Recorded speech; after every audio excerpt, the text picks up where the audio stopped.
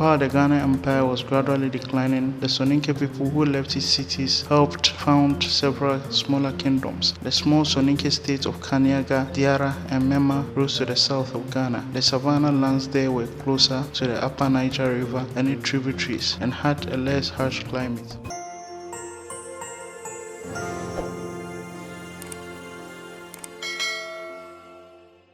12th century, some of the kings of these small states were Muslims, but most of the populations continued to practice the polytheistic religion of the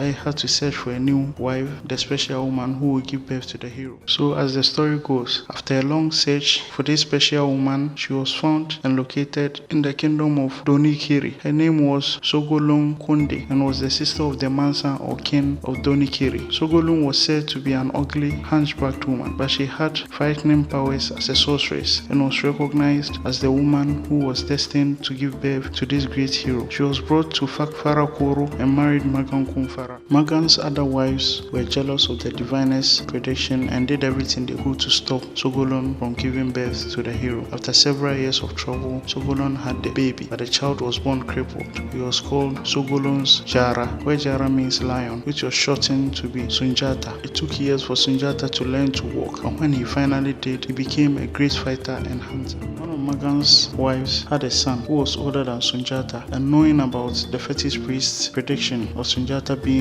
a great hero one day, she conspired to have him murdered. Sogolon then took him and her other children away to protect them. They stopped in various chiefdoms along the way. Eventually, they traveled southeast to the lands beyond Timbuktu and settled in an old Soninke kingdom called Mema. While Sogolon and her children were gone, the Mande chiefdoms were conquered by the army of Susu, which was led by its powerful king, Sumanguru Kante. The Mande people suffered for a long time under the harsh rule of Sumanguru. Then they remembered that many years years earlier, the fetish priest had predicted that Sogolon would give birth to a great hero. They did not know where Sogolon and her children had gone, but they sent out a search party that eventually found them. Sogolon had died in Mema, but her children, who were now adults, returned to Manden. Sunjata organized the soldiers of all the Mande chiefdoms into a powerful army. They went to war against Susu. After a series of battles, Sunjata's army defeated Sumanguru and the army of Susu. The unified Mande chiefdoms formed the basis of a powerful kingdom. It expanded into all the neighboring territories and became the Mali Empire. The Mande oral traditions do not give dates for the events they describe, but based on what was written by Arab geographers, it appears that Susu was defeated somewhere in the 1230s.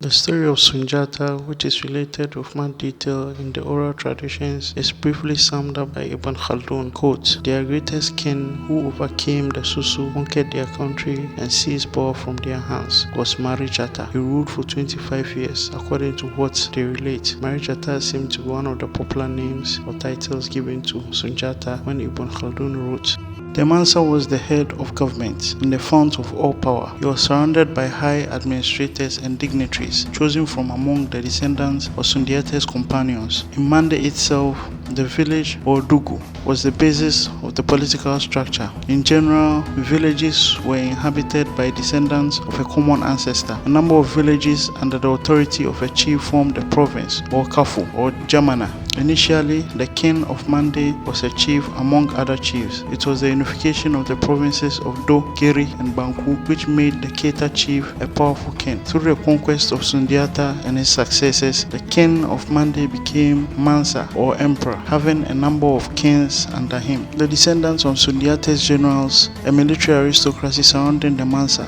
formed a council whose advice was important in the sovereign's decisions. The griot was a very important person. Ibn Battuta describes his functions in the court of Mansa Suleiman. We know that the role was hereditary. The Mansa's griot was always chosen from the Guyate clan, descended from Bala Faseke, Sundiata's griot. The griot was first and foremost the emperor's spokesman, for the latter speaks softly and the griot repeats his words loudly. Couriers left Niani Delhi on horseback, and those who arrived from the provinces reported to the griot. He was the tutor of princes. It was he who conducted ceremonies and directed the court's musicians. In the 14th century, after the reign of Mansa Musa, the monarch had a staff of secretaries, but they were used only when the Mansa sent messages to sultans or received communications. The rest of the time, messages were transmitted or received orally. The emperor or Mansa liked to play the role of father of his people, dispensing justice himself in solemn decisions. He listened personally to the grievances of his subjects against the governor or Farin, who represented him in each province. He decided lawsuits between individuals according to the country's laws. Thus, despite all the outward forms of a Muslim court, the Mansa remained the patriarch, the father, to whom anyone seeking justice could come. In the provinces, justice was rendered according to the Quranic law or Sharia by Qadis that he had chosen. When Sunjata died, he was succeeded by his son Wali, who became the new king or Mansa Wali. Mansa Wali is remembered as a great king, a devout Muslim who carried out several reforms in the kingdom and moved in the footsteps of his father. He was said to have made Hajj to Mecca during the reign of the Mamluk Sultan Berbers of Egypt, who ruled between 1260 and 1277. Hence, Mansa Wali must have made his Hajj sometime between those dates. Although the Mali Empire became one of the greatest empires in the medieval era, the empire was riddled with leadership and succession problems throughout its history. Mansa Wali was followed by his brother Wati, who was a nominal king and seemed not to have done anything significant historically for the empire. After Mansa Wati came a third brother and son of Sundiata Keita, who is called Khalifa. Mansa Khalifa is remembered for for wrong reasons and was said to be insane, and practiced archery by shooting arrows at his own people and killing them. Eventually, the people rose up against him and killed him. The next Mansa, or king of kings in the Mande language, was Mansa Abubakar, or Mansa Bukari as he was known by his people. He was the son of one of Sunjata's daughters, a sister of the three previous kings. This is similar to the matrilineal descent that was the custom of the Ghana Empire, where the kingship went to the son of the previous king's sister. Although there are no records of it, Mali's leadership problems must have continued. This seems likely because the next Mansa was not even a member of the royal family. He was a military commander named Sakura who grabbed the throne. Sakura probably had many people's approval when he seized power because the royal family was not providing good leadership. In about 1307, Sakura made the pilgrimage or Hajj to Mecca. If the Malians did not support his kingship, he would not have gone away for the months such a journey required. A king without support would have been overthrown while he was away. In fact, Sakura turned out to be one of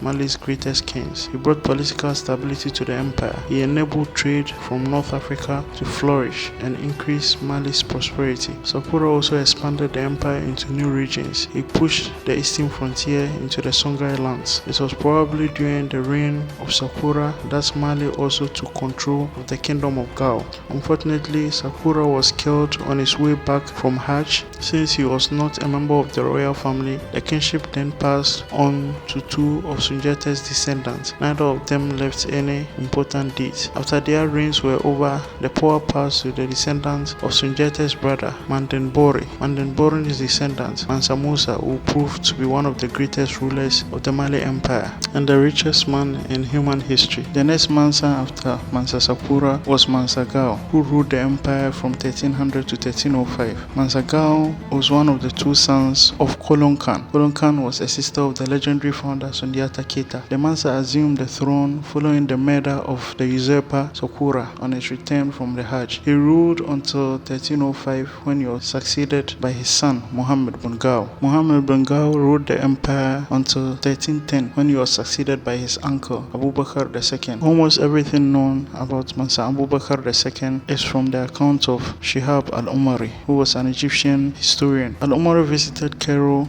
after Mansa Musa stopped there during his historic hajj to Mecca and recorded a conversation between Mansa Musa and his host Abul Hassan Ali ibn Umar Habib. According to Mansa Musa, Abubakar became convinced that he could find the edge of the Atlantic Ocean and outfitted two expeditions to find it. Following Mansa Abubakar's failure to return from the second of those expeditions, Mansa Musa ascended to the throne. Al-Umari quotes Mansa Musa as follows: "The ruler who preceded me did not believe that it was impossible to reach the extremity of the ocean that encircles the earth, meaning the Atlantic Ocean, and wanted to reach that end, and obstinately persisted in the design. So he equipped 200 boats full of men, like many others full of gold, water, and victuals, sufficient enough for several years. He ordered the chief admiral not to return until he had reached the extremity of the ocean, or if they had exhausted the provisions and water. They set out. Their absence extended over a long period of time, and at last only one boat returned. On our questioning, the captain said, 'Prince, we have navigated for a long time until we saw in the midst of the ocean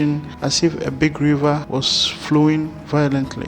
My boat was the last one. Others were ahead of me. As soon as one of them reached this place, it drowned into a whirlpool and never came out. I sailed backwards to escape this current, but the Sultan would not believe him. He ordered 2,000 boats to be equipped for him, for his men, and 1,000 more for water and victuals. Then he conferred on me the regency during his absence and departed with his men on the ocean trip, never to return nor to give a sign of life." Ivan van Sertima and Malian researcher Gausu Diawara proposed that Mansa Abubakar II traveled to the American continent. Van Sertima cites the abstract of Columbus's log made by Bartolome de las Casas, according to which the purpose of Columbus' third voyage was to test both the claims of King John II of Portugal that canoes had been found which set out from the coast of Guinea in West Africa and sailed to the west with merchandise, as well well as the claims of native inhabitants of the Caribbean islands of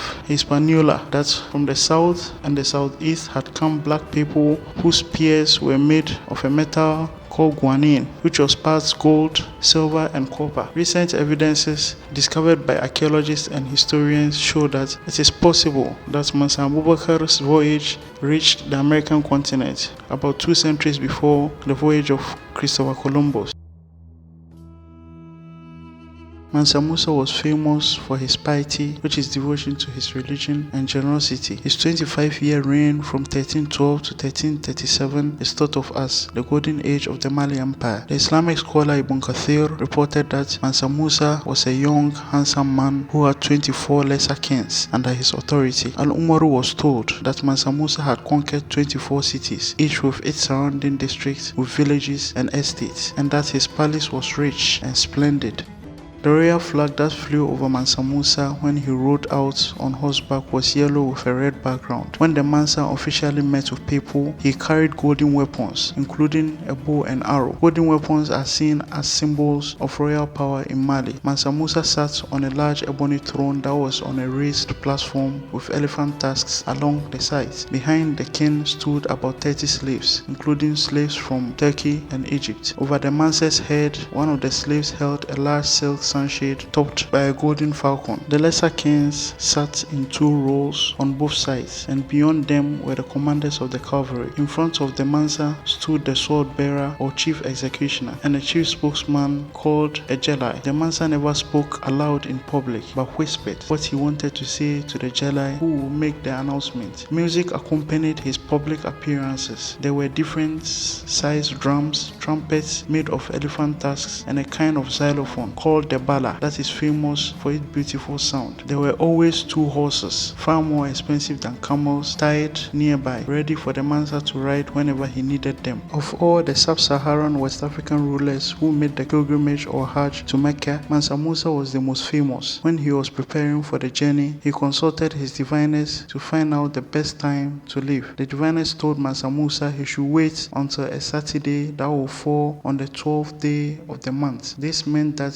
he had to wait 9 months before he could leave, which he did. The journey across the Sahara Desert took about a year and was extremely difficult. Thousands of people are said to have accompanied Mansa Musa. The king took along his senior wife Inari Kanute, who had hundreds of her own servants and slaves. There were also Muslims from among the Mali court officials and merchants community, soldiers to protect the caravan, camel drivers, servants, and slaves. There were thousands of camels and donkeys to carry food, water, and other supplies. The caravan is said to have included 80 loads of golden dust. In addition to the animals, there were slaves to help carry the loads. When the caravan arrived in Egypt, the slaves were sold. Later, others were purchased for the return journey. When Mansa Musa arrived in Egypt in July 1324, his huge caravan camped outside Cairo near the Great Pyramids. His visit to Egypt created a sensation because he carried such a huge amount of gold with him and was extremely generous in his gift giving. Among the gifts he sent to the Sultan of Egypt were 40,000 dinars or golden coins. He also gave 100,000 dinars to the Sultan's deputy and was similarly generous to everyone at the Egyptian court. When the visitors from Mali shopped in the Cairo market, the merchant took advantage of them and charged them 5 dinars for things that were sold for 1 dinar. Mansa Musa distributed so much gold as gifts, and the Malians spent such large amounts in the market that gold declined in value and did not recover for several years. Mansa Musa stayed at Cairo for 3 months before he continued on to the Arabian Peninsula and the holy cities of Mecca and Medina. Such a journey would be extremely dangerous, and remember, Sakura was killed on his way home on such a journey. This was true even for an emperor as rich and powerful as Mansa Musa, who had a large armed guards and thousands of people with him. Entire caravans have been known to lose their way and die in the great sandstorms of the Sahara. Some wells were several days' journey apart. In a dry year, there might not be enough water for even a small caravan. Desperate travelers will sometimes kill their camels and drink the liquid out of their humps. On Mansa Musa's journey, he and his caravan suffered great hardships across the Sahara. They narrowly escaped disaster returning to Cairo from Mecca. Sub-Saharan pilgrims were unfamiliar with the routes from Egypt to Arabia, so the usual practice was for them to join an Arabian caravan caravan in Cairo and accompany it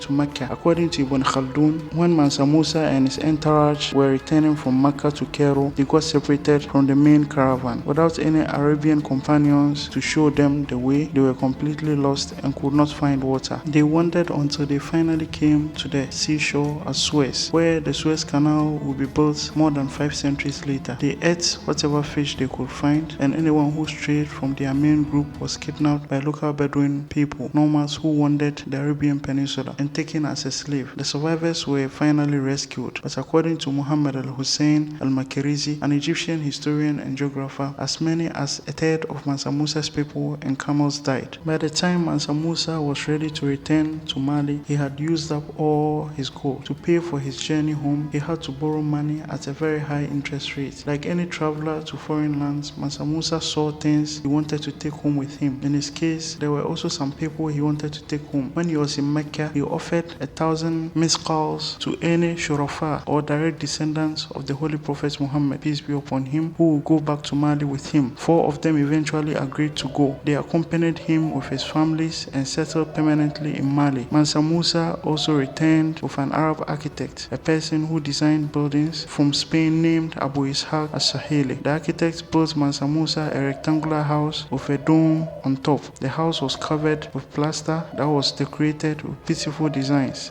This marked the introduction of an architectural style that can still be seen in many towns and cities of the Western Sudan. One of Mansa Musa's residences was in Timbuktu, and Al-Sahili settled there. He is thought to have built the Great Mosque in Timbuktu on the orders of Mansa Musa. Under Mansa Musa's reign, commerce flourished in the Mali Empire. All the same goods that were traded in the regional market of the Ghana Empire from the 10th to the 12th centuries were still traded in the markets of Mali from the 13th to the 15th centuries. The main difference was that at the height of Mali's power, it controlled far more territory than Ghana ever did, so it had more to sell. By the beginning of the 14th century, Mali's expansion into the inland delta, Gao, and the eastern Songhai provinces added enormously to the farming, grazing, hunting, and fishing resources of the empire. The new territories also provided additional sources of slave for trade, military service, and farm production. Tribute, a payment that a lesser ruler sends to a greater ruler from the kings and chiefs in Mali territory, and taxes from newly controlled trade routes enriched the government's treasury. From the mid-14th century, when Mali was at its height of power and imperial dominance, the trans-Saharan trade had greatly increased. Because of Mansa Musa's fabulous pilgrimage and the resulting publicity in Cairo, Mali became better known in North Africa and the Middle East, and even in Europe. Stories of Mali's wealth drew increasing numbers of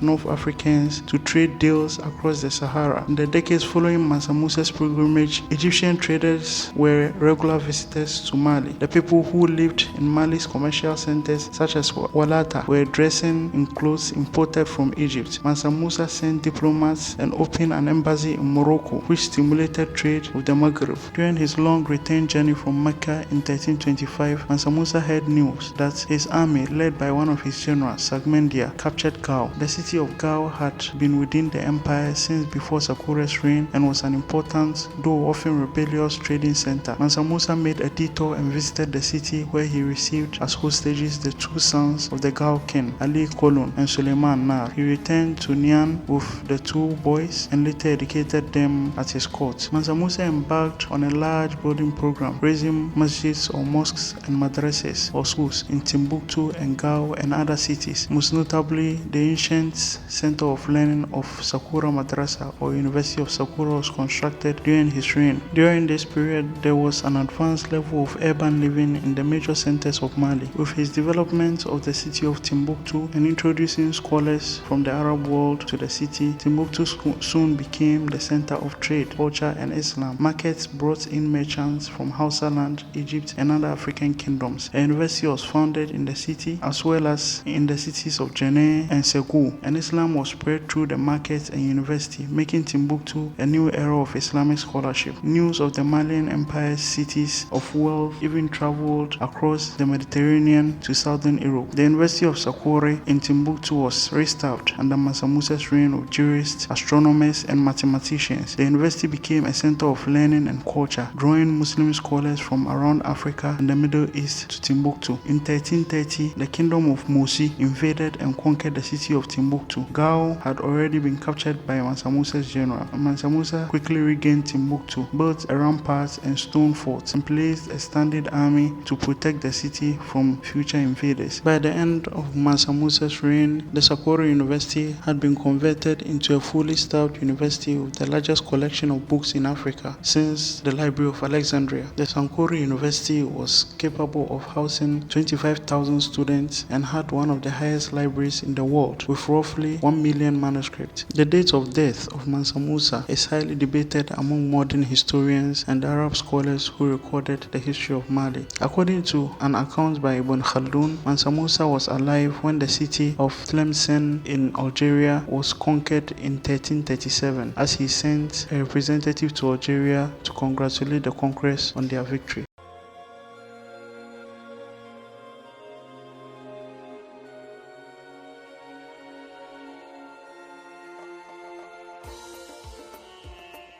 When Mansa Musa died in 1337, his son, Mansa Maga, became king. Mansa Maga ruled for only 4 years before he died. He was replaced by his uncle, Suleiman, who was Mansa Musa's brother. While Mansa Musa had been very popular with his subjects, Suleiman was intensely disliked. Nevertheless, he was a powerful and effective ruler of the empire. There is an unusually large amount of information about Mali during the reign of Suleiman, because the Arab geographer Ibn Battuta visited the Mali Empire during the reign of Suleiman between 1352 and 1353, and he wrote about it. It was customary for rulers of Western Sudan kingdoms to hold what were called audiences, during which ordinary citizens could submit complaints and legal disputes. Since these sessions were held in public, Ibn Battuta witnessed some. His descriptions show that the royal court of Mali was as rich and splendid as any in medieval Europe. Ibn Battuta described the palace throne room as a lofty pavilion with curtained gilded arches on one side. When the Mansa was sitting in the pavilion, the curtains were raised and the signal flag on a silk cord was hung out a window as trumpets were blown and drums were beaten. On other days, the Mansa held audiences under a giant tree where the throne was a raised platform with 3 steps leading up to it. Above the silk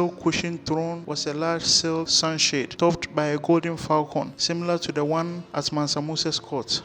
Whether in the palace or under the giant shade tree, the royal audiences were formal and grand. An honor guard of 300 soldiers lined up in ranks outside the palace gate, half armed with bows and arrows and half with lances, a weapon with a sharp iron point mounted on a wooden pole. 2 saddled horses and 2 rams were always present. The horses were kept ready for the king's use at any time, and the rams were believed to provide protection against witchcraft. When Ibn Battuta saw the Mansa exit the palace gate to approach the outside throne, he was wearing a golden headdress and a red robe and carrying a bow and arrows. Singers and musicians with gold and silver stringed instruments walked in front of him. Once the Mansa was seated, his deputies, councillors, and lesser kings were summoned. Each of the lesser kings had his own honor guards with lances, bows, and arrows. Marching ahead of them were drummers and trumpeters with elephant-tusked horns. Among the events the Arab historian Ibn Battuta witnessed while in Mali was an attempt by one of Mansa Suleiman's wives to overthrow him. Rulers of the Mali Empire normally had many wives, but the first wife had a special status. Kasa was Mansa Suleiman's first wife. She was also his cousin, the daughter of his uncle on his mother's side of the family.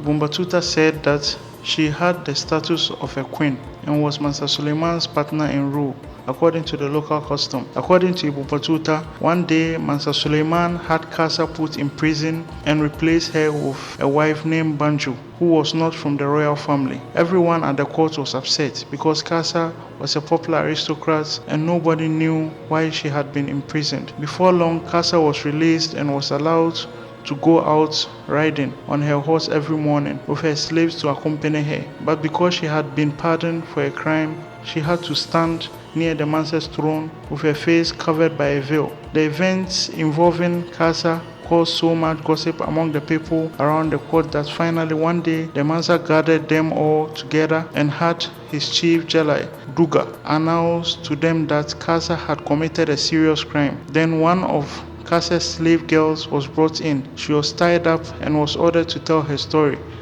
The slave girl said that Kassa had sent her to a cousin of Mansa Suleiman's named Jata, who had been sent away. Kassa's message was that her cousin should come back and remove the Mansa from power. Her message, according to the slave girl, said, "I and all the army are in your service." When the court officials heard this crime, they agreed that it was a great crime and said Kassa deserved to be executed. Kassa, who now feared for her life, left the palace and sought a safe place in the mosque.